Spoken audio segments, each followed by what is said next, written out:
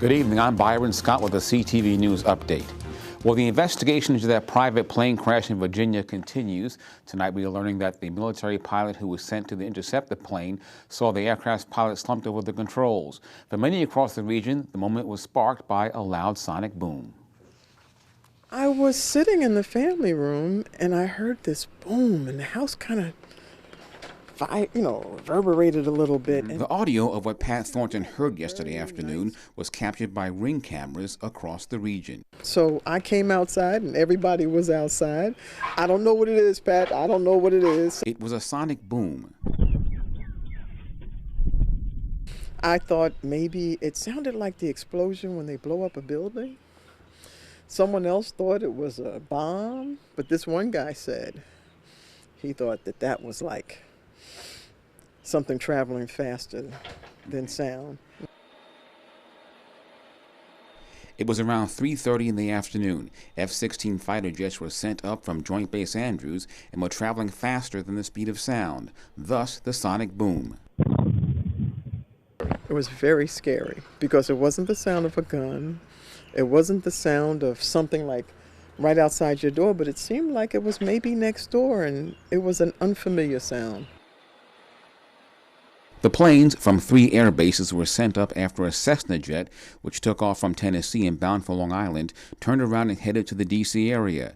Investigators say the pilot may have been unconscious and may have run out of fuel when the plane went down in the mountainous area of southwest Virginia. All 4 on board were killed. I think we cannot be too careful. While the authorities continue to investigate, Thornton says given the times in which we live, nothing can be taken for granted.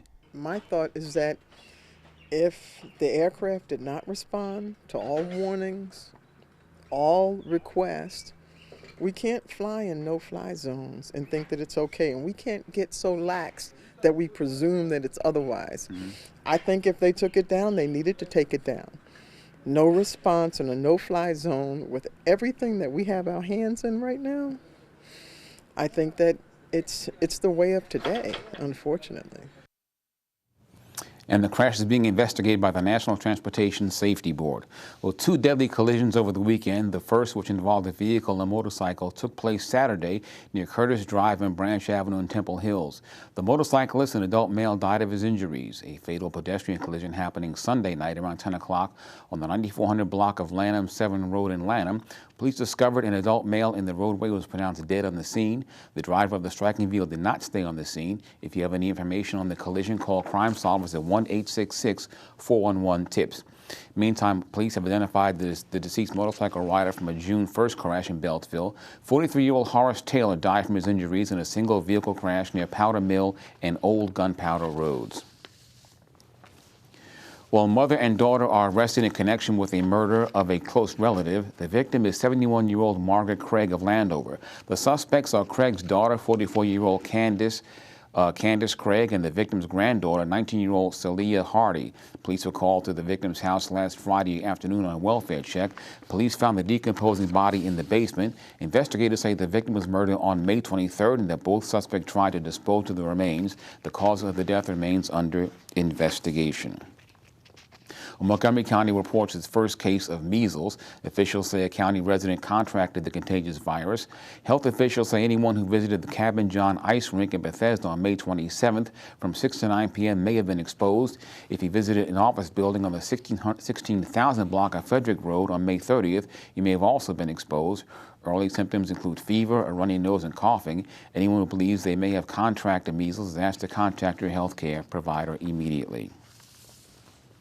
The University of Maryland Laurel Hospital opens officially, opening its doors over the weekend. The center replaces the older facility on the same campus.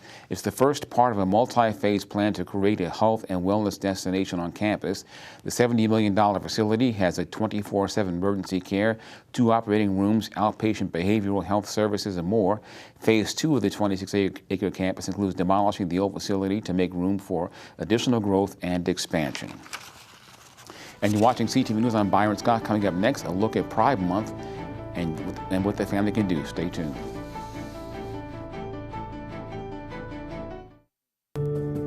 When you're diagnosed with Crohn's disease or ulcerative colitis, you just want to feel better. Steroids help get my symptoms under control, but they come with problems and long-term risks. I need to look out for my future health. The Crohn's and Colitis Foundation changed everything. They encouraged me to take action and even helped me find a specialist. We now have a plan that works for today and tomorrow. Don't put off finding an answer. Spill your guts. Learn more at spillyourguts.org. Welcome back. A suspect is in custody after a series of violent events in Hyattsville over the weekend.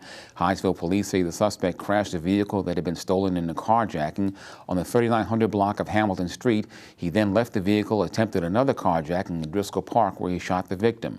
Investigators say the suspect then fled to 36th Avenue and Farragut Street, where he attempted yet a third carjacking. A struggle ensued with both the victims and suspect being shot.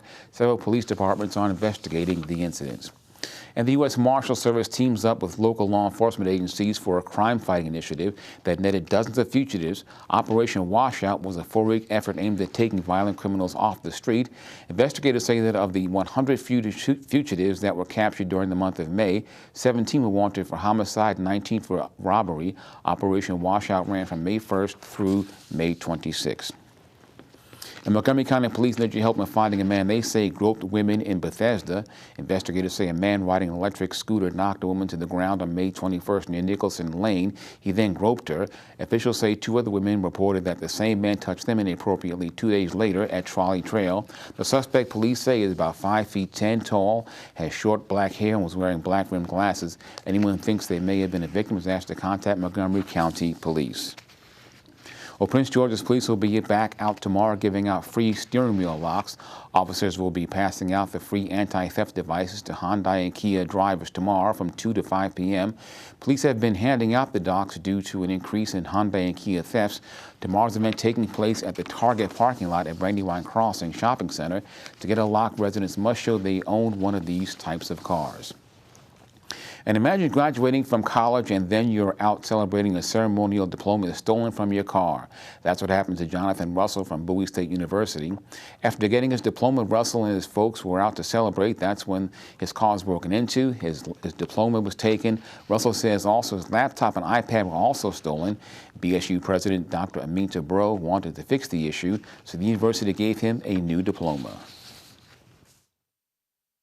I was heartbroken to hear this story, and so we're just so thrilled to be able to bestow the diploma back and make sure that Jonathan continues on his journey. I stand for something that's positive, and just the love and support of everybody just reaching out to me means a lot. Well, Bowie State also gifted Russell a new laptop and iPad. Well, if you and your family are looking for events to celebrate Pride Month, you can attend a Pride Button Marker event tomorrow at Prince George's Memorial Library's Glen Arden branch. We spoke with one of the event's coordinators about creating your perfect Pride button. Our Pride Theme Button Maker Space program tomorrow, it is open to everyone, not just LGBTQ, but the theme will be Pride, so just keep that in mind. But yes, it's open to everyone, and we want everybody to come out for it. So our button maker is a circle button maker, and it's sized for a 2.5 button. You can cut up magazine pieces, you can draw your own. We're going to have some templates where you can draw your own. You can also bring photos. If you want to bring photos, again, it just has to fit in that 2.5 radius. But also, if you want to bring your own designs, you could bring a thumb drive, again, and we can try to help you as best we can to resize it and print it for you so that it will fit our button maker. And the event goes from 4 to 5 p.m. You can register by finding the Crafter Noon Button Marker Space event on the website on your screen. And you're watching CTV News. Coming up, we have Simon Buggs with sports. Stay tuned. Hey sports fans, and coming up in a bit, a recap of some great games as well as matches that were played over this past weekend. Stay right there. Half of young adults are at risk of hearing damage from loud sounds. So why is this happening? We know not to bake in the sun for hours. We buckle up to save lives. And we know that smoking kills. We take common sense steps for our health every day. Let's make hearing part of it. Love your ears. Learn more at hearinghealthfoundation.org. Keep listening.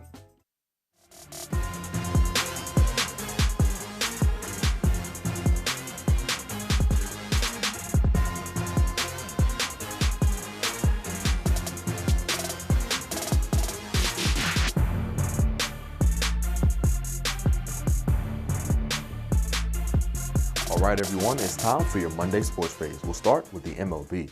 The Washington Nationals took the diamond yesterday, closing out their series against the Philadelphia Phillies. But Washington will record their 34th loss of the season, losing 11-3. The ballgame will be close through the first 5 innings as the Nats are only down 2-1. But the Phillies' offense will catch fire, scoring 9 times in the last 4 innings. The Nats will take on the Arizona Diamondbacks next tomorrow at 7:05.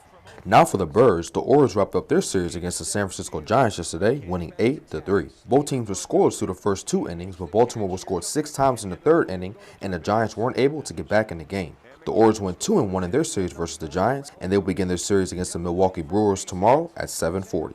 The Washington Mystics also took the court this past weekend against the Minnesota Lynx. Mystics trailed the majority of the game, and they were down 10 going into the 4th quarter. But Washington would go on a 27-17 run in the 4th, making the score tied at 78 with 7 seconds left in the game. But a putback layup by Lynx guard Tiffany Mitchell made the final score 80-78. The Mystics' next game will be versus the Seattle Storm on Friday. And finally, the UMD baseball team season came to a close yesterday. They fell to George Mason 11-10 in the NCAA Winston-Salem Regional Tournament. The Terps will try next year to make a deeper postseason run. And that is your Monday sports page. Simon Buggs, CTV Sports. Well, thanks, Simon. Let's now get a quick check on our 3-day weather forecast tonight. Mostly clear skies with a low near 57. Tomorrow, sunny with a chance of showers and high temps around 85. Wednesday and Thursday, sunny skies and highs both days near 80 degrees. And now for our community calendar. If you enjoy playing with animals and love to volunteer, the Animal Services Facility and Adoption Center has something for you. The ASFAC will be hosting orientations for volunteers 18 and older. The event will be held this Thursday, June 8th from 6 to 8 p.m. and Saturday, June 17th from 10 to noon in the afternoon at the facility. If you do not need to RSVP, you don't need to, they say. Call the number on your screen for more information. And that's our news for tonight. I'm Byron Scott. See you tomorrow. Good night. What are you laughing at, man?